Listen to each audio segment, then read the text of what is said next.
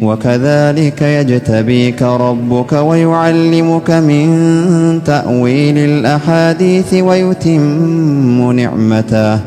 ويتم نعمته عليك وعلى آل يعقوب كما أتمها على أبويك من قبل إبراهيم وإسحاق إن ربك عليم.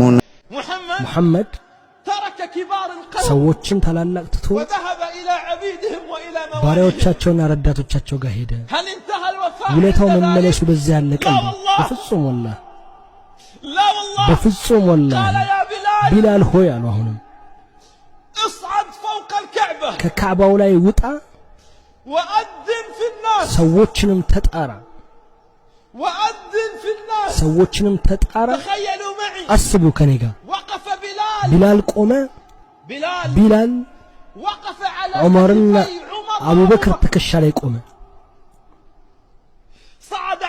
ወደ ካዕባ ወጣ በአቡበክር ትከሻና በዑመር ትከሻ።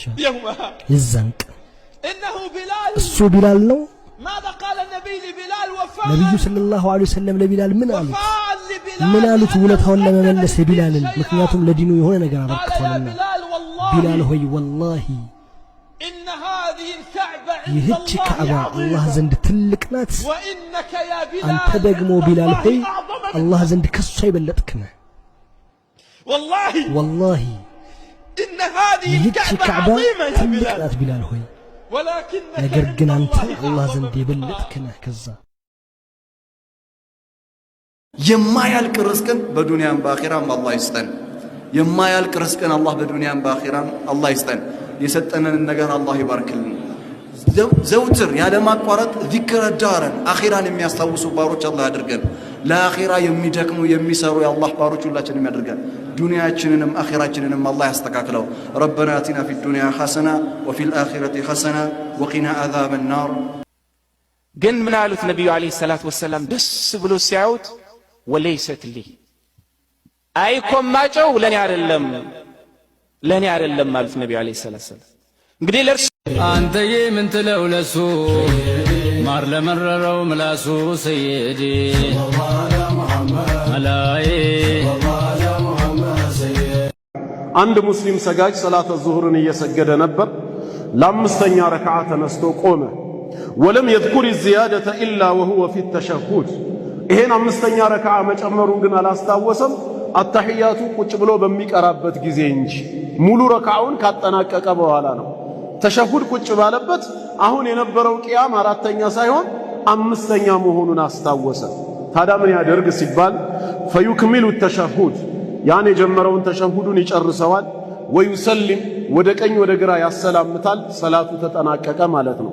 ላመጣው አንድ ረክዓ አምስተኛ ቂያም ከዛ ምን ያደርጋል? ثم يسجد للسهو፣ እዛው ባለበት ሁለት ጊዜ ስጁድ ይወርዳል። ወዩሰሊም፣ ወደ ቀኝ ወደ ግራ ያሰላምታል ማለት ነው። فإن لم يذكر الزيادة إلا بعد السلام، እሺ መጨመሩን ያስታወሰው ሰላቱን አሰላምቶ ከጨረሰ በኋላ እንጂ እዛው ሰላት ውስጥ ካልሆነስ ካሰላመተ በኋላ ዚክር እያደረገ ወይ ዱዓ ላይ ከነበር ዱዓ እያደረገ በሶላቱ ላይ አንድ ረክዓ መጨመሩ ትዝ ካለውስ ምን ያደርጋል? ሰጀደ ሊሰህዊ ወሰለም። ሌላ ምንም የሚያደርገው ነገር የለም። እዛው ባለበት ሁለት ጊዜ ስጁድ ይወርድና ወደ ቀኝ ወደ ግራ ያሰላምታል። ወኢን ዘከረ ዚያደተ ወሁወ ፊ አትናኢ ረክዓቲ ልኻሚሰቲ፣ ግን ጭማሬ መሆኑን ያስታወሰው እዛው በቆመበት ወይ ሩኩዕ በወረደበት ቢሆንስ? አራተኛውን ጨርሶ ያንን የዙሁር ሰላት ለተሸሁድ መቀመጥ ሲገባው ረስቶ ለአምስተኛ ቆመ። ፋቲሃ ክልል ገብቷል። ፋቲሃን እየቀራ እያጠናቀቀ ወይ ግማሽ ላይ እያለ አሁን የቆመው አምስተኛ መሆኑ ትዝ ቢለው ወይ ሩኩዕ ላይ እያለ ትዝ ቢለውስ አሁን ምን ያደርጋል? አንዴ ጀምሬያለሁ ልጨርሰው ሳይሆን ማለት ያለበት ጀለሰ ፊል ሐል፣ ያለበትን ሁኔታ ትቶ ሄዶ ቁጭ ነው ማለት ያለበት። ለምን? ከሁለቱ ስጁዶች በኋላ አሁን የማን ነው መብቱ? የተሸሁድ የአተህያቱ ነበር። እሱ በጭማሬ ረስቶ ስለቆመ የቆመው ስለማይቆጠርለት ፋቲሃ ግማሽም ላይ ይሁን ሩኩዕም ላይ ይሁን ጭማሪ መሆኑ ትዝ ካለው ያንኑ ሳይጨርስ ወዲያው ትቶ ቁጭ ማለት አለበት፣ ከዋናው ሊቀጥል ማለት ነው። ከዛም ፈየተሸሀድ አተህያቱን ተሸሁድን ይቀራል። ثم يسجد ويسلم كزام يسلامتال ወደ ቀኝ ወደ ግራ ثم يسجد للسهو ويسلم ከዛ ድጋሚ ሁለት ጊዜ ሱጁድ السهو ይወርድና ወደ ቀኝ ወደ ግራ ያሰላምታል ማለት ነው። አሁን በጥቅሉ ከዚህ ሁለት ነገር ነው የተማርነው ማለት ነው። በመርሳት ምክንያት የሚመጣ ጭማሪ ሰላቱ ላይም እያስታወስነው ይሁን ወይም ተሸሁድ ላይ ወይም ሰላቱ ካጠናቀቅነው በኋላ ሱጁድ ሰሁ ግድ መሆኑን አንደኛ ትምህርት አገኘን ማለት ነው። ሁለተኛ በጭማሪ ምክንያት የሚመጡት የሰላት ክፍሎች ሱጁድ ሰህዋቸው ከማሰላመት ሴትን ልጅ የትዳሩን ዋነኛ ኃላፊነት አልሰጠም። በሷ የትዳሩ ኃላፊነት ዋናው ምን መሰላችሁ? ኒካህ ታሰር አይደል?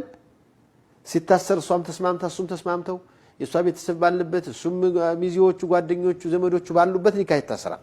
ከዚያ በኋላ መኖር ሲጀመር የኑሮ ሳንካዎች ይፈጠራሉ። አንዳንዱ ውሃ ቀጠነ ብሎ ይጣላል፣ አንዳንዱ ደግሞ እውነትም መጣላት ባለባቸው ነገር ሊጣሉ ይችላሉ። አልፈለገችውም ትጠላዋለች። በቃ ለምን አትፈልገውም? ማአት ነገር አለ ማትፈልግበት አይመችም። በቃ እንኳን እሱ ጋር ለመኖር አይደለም ጉርብትና የማይፈልግ ወንድ ሊሆን ይችላል። ግን ያው ሰው አታሎ ያስገባታል። በቃ ጥሩ ልጅ ነው፣ የጥሩ ቤተሰብ ነው። ወይ ገንዘቡን አይታ ወይ መልኩን ቁመናውን አይታ መኪናውን አይታ ትገባለች። ስትገባ ያ ረቢ እስር ቤት ነው አውጡ ትላለች። ወይ እሱ ይጠላታል። የዚህ የጥላቻን የልዩነቱን መፍትሄ በማን እጅ አደረገው? አላህ በወንድ እጅ አደረገው። ለምን? እዚህ ላይ እንግዲህ ሴቶች ሲፈጠሩ ተፈጥሯቸው ችኩሎች ናቸው። ሲያዝኑም ተሎ ነው፣ ሲጠሉም ተሎ ነው ይላሉ። እኔ ኪታብ ያለው ነው እንጂ ሴቱኝ ሞክሬው አይደለም። ይሄን ታውቃላችሁ። ጀነት ውስጥ ሲጋራ አለ ብሎ ሼኹን ጠየቃቸው። አይጠፋም ግን እሳት ወርዳ ነው የምትለኩሰው አሉት ይባላል። ሲጋራውን በተመለከተ ለአላህ ብሎ ከተወ ጀነት ውስጥ ሲጋራ ያገኛል ኢንሻአላህ። ግን የዱንያ አይነት ሳይሆን ያለየት ያለ ነው ኢንሻአላህ። እሳትም ወርዶ አይለኩስም፣ ችግር የለው።